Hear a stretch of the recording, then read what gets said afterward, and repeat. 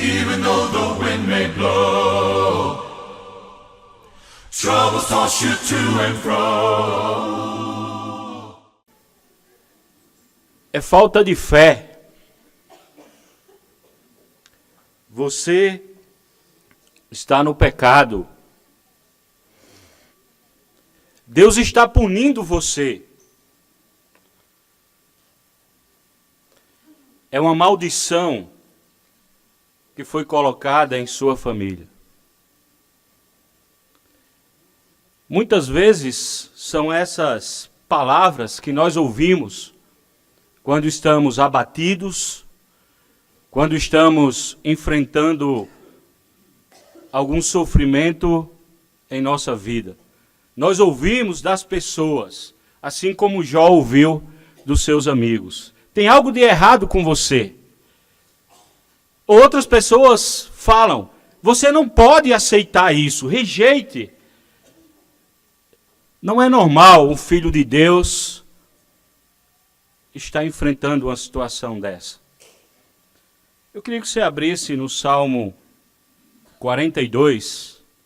Nós temos, nesse mês, tirado algumas lições dos Salmos, um livro de poesia, uma linguagem, um livro de cânticos, de orações. Mas nós temos tirado algumas lições para as nossas vidas. Esse salmo já foi lido hoje para nós, mas são palavras ou frases que pessoas nos falam quando as coisas não vão bem em nossa vida. Nós ouvimos isso de pessoas.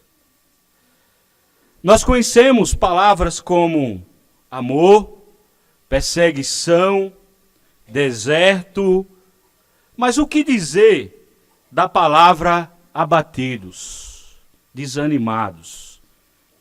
Eu olhei no dicionário, a palavra abatido quer dizer caído, derrubado, diminuído, prostrado, debilitado, cansado, deprimido, desanimado. Tem momentos em nossas vidas que define bem essa palavra. Tem momentos em nossa semana ou no nosso dia que essa palavra define aquele dia como nós nos sentimos. Tem momentos na nossa vida que nós estamos assim, caídos, derrubados. Nós não sentimos vontade para nada. Eu vi recentemente na revista Veja que mais de 10% da população mundial sofre com a depressão.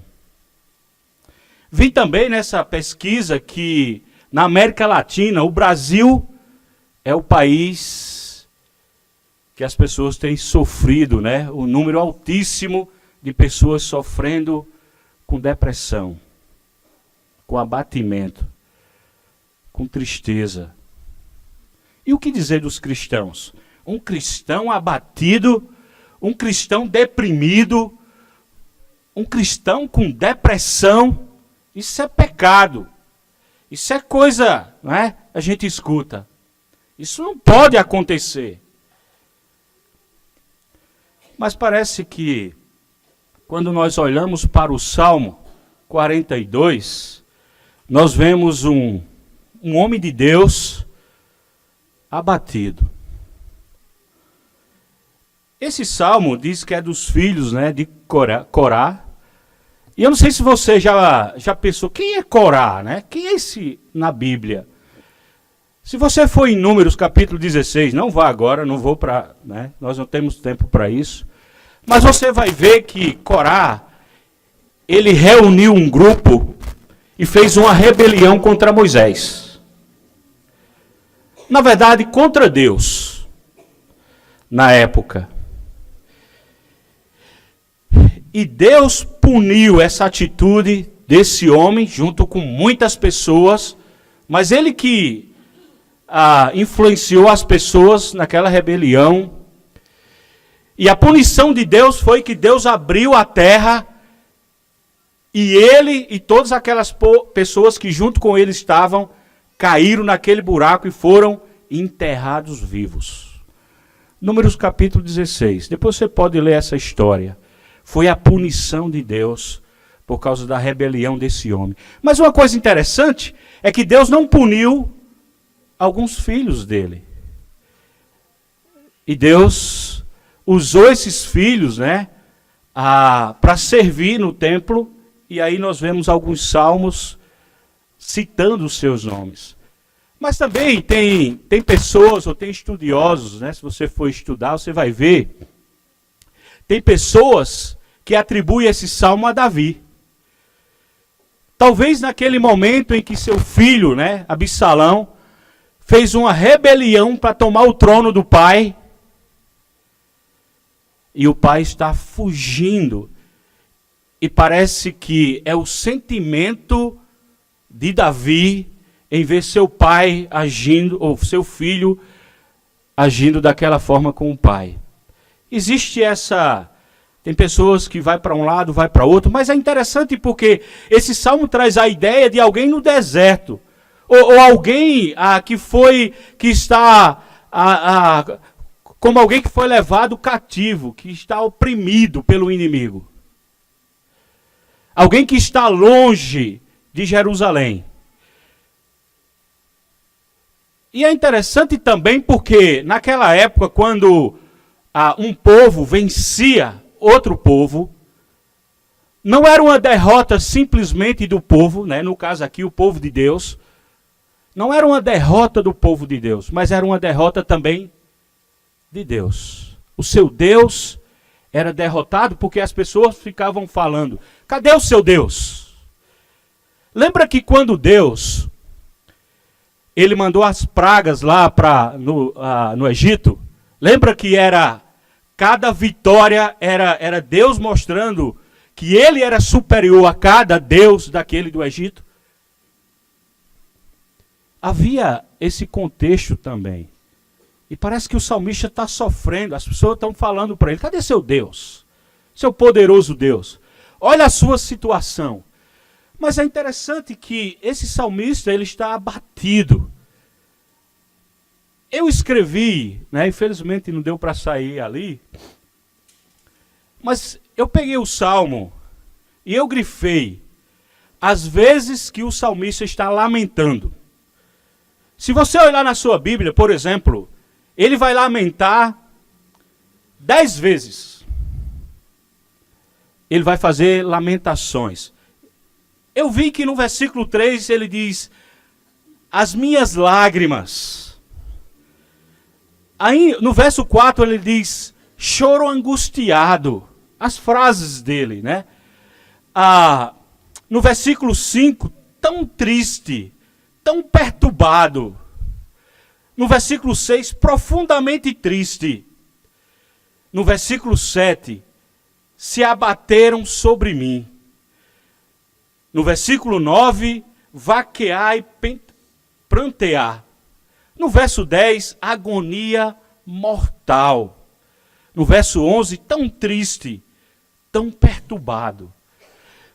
São as lamentações do salmista. Ele lamentando, reclamando, olhando para as suas dificuldades. E é interessante porque um homem de Deus, ele coloca a sua vida para que todo mundo possa observar. E é interessante porque quando alguém está abatido assim, a gente fala, não fala nada, fica quieto, né? Não fala nada de você. A gente não gosta de falar, não coloca para fora, sabe? Não mostra quem você é, como você está. Mas ele coloca quem ele é, ele joga para fora tudo aquilo que ele está sentindo. E no verso 1, ele diz, a minha alma tem sede de Deus. Uma sequidão de alma ele estava enfrentando. Um deserto na sua alma. A gente pode ver também que ele não dormia e nem se alimentava. Ele diz no versículo 3, as minhas lágrimas têm sido o meu alimento de dia e de noite. Será que esse tipo de sentimento é comum a mim e a você? Será que nós sentimos isso? Será que nós enfrentamos isso? choro, lágrimas, falta de apetite. Se você for pesquisar sintomas de abatimento, de depressão, era como o salmista ele se sentia. Ele tinha um conflito com sua fé. Ainda no verso 3, ele dizia: o teu Deus, aonde está? Mas sabe, eu também olhando no Salmo, eu percebi que ele não se conformou com a sua situação.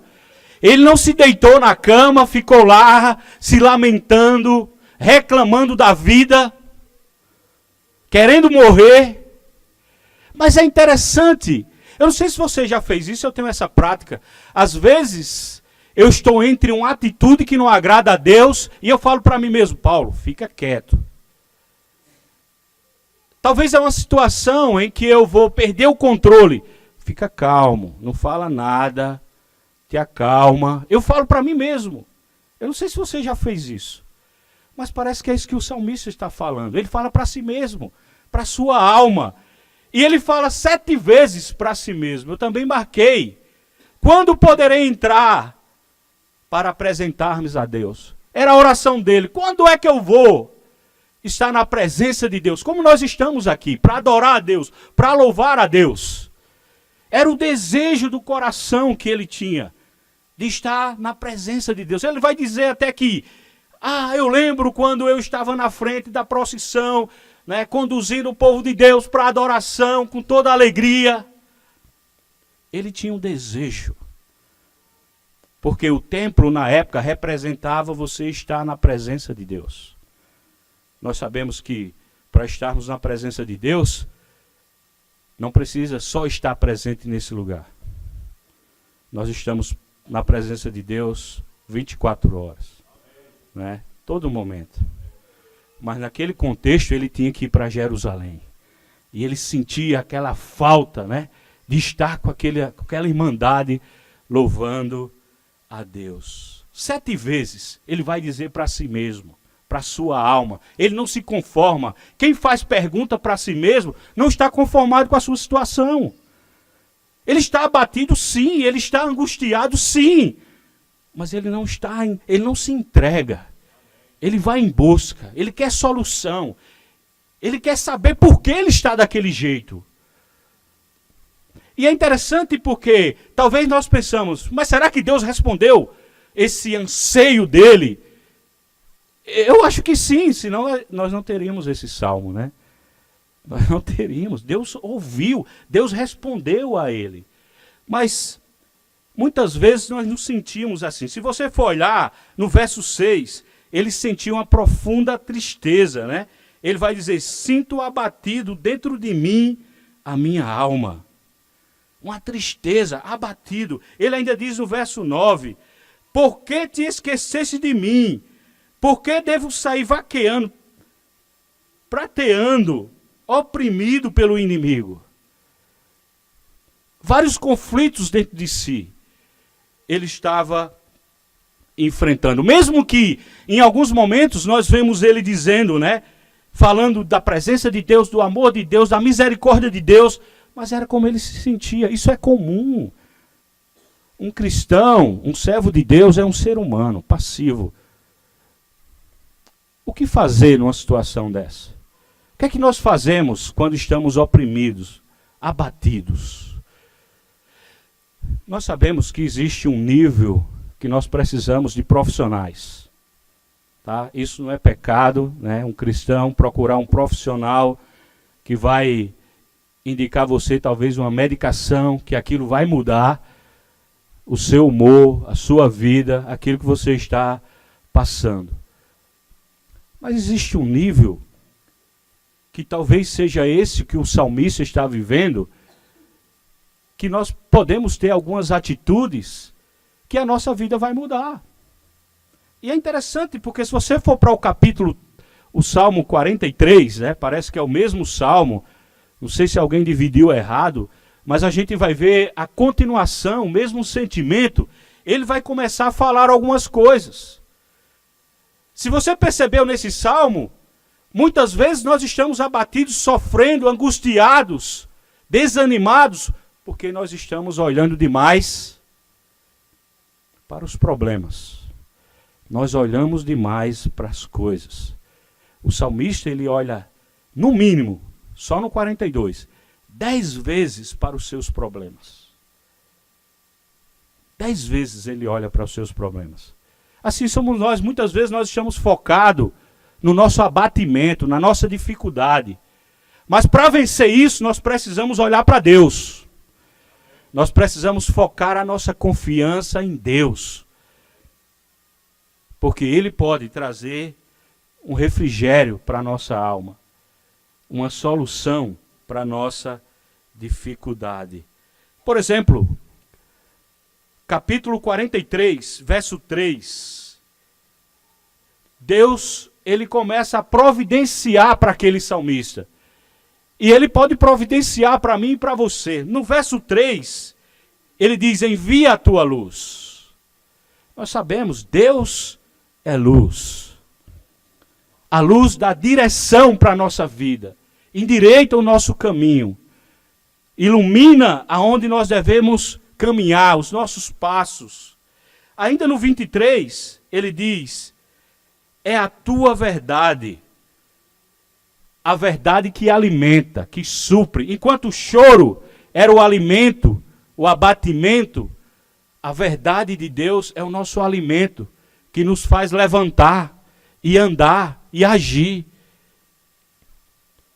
É a verdade que nos anima para sairmos da situação de abatimento. 42, versículo 11 e 43, verso 5. Espera em Deus, pois ainda o louvarei. Ele fala. E a pergunta para ele, a pergunta muitas vezes para nós é, e aí, onde está o teu Deus? Aonde está o teu Deus? Deus estará no controle do nosso presente e do nosso futuro. Mas para isso nós precisamos colocar nossa confiança em Deus. Não se conforme com a situação. Está abatido, está desanimado, isso é comum. Isso é comum. Mas nós precisamos direcionar a nossa visão para aquele que pode nos animar. Aquele que pode levantar você e fazer você andar e sair dessa situação. Por que nós ficamos deprimidos? Nós olhamos demais para nós, para os nossos problemas, e esquecemos de olhar para Deus. Eu lembro, Gênesis capítulo 22, verso 5. Os versos 1, 2 e 3, lembra? Deus chama Abraão, e Deus fala para Abraão, Abraão, chegou a hora de você ser testado. E diz, pega o teu filho, leva para o monte e sacrifica teu filho para mim. O que é que Abraão faz? Imagine um pai numa situação dessa. Talvez ficaria abatido, desanimado, depressivo, não queria mais fazer nada. Mas Abraão foi. E é interessante, porque se depois você for lá olhar no versículo 5, Abraão disse assim, ó, para o seu servo, fica aí. Eu e meu filho, nós vamos lá,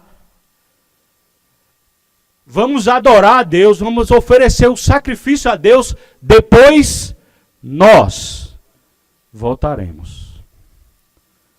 Abraão sabia que Deus ia prover. Mesmo que Deus pediu o seu filho, Abraão sabia que Deus ia prover. Não era o seu filho que ia ser colocado como holocausto. Porque Abraão confiava em Deus. Nós precisamos confiar em Deus também.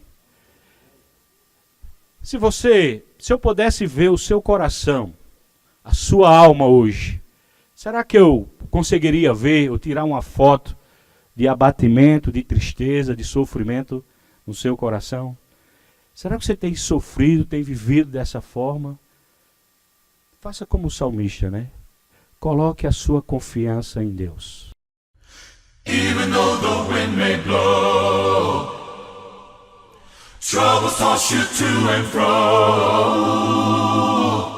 Get on your knees and give it time. They're the answers you will find in Jesus. He's gonna let you know.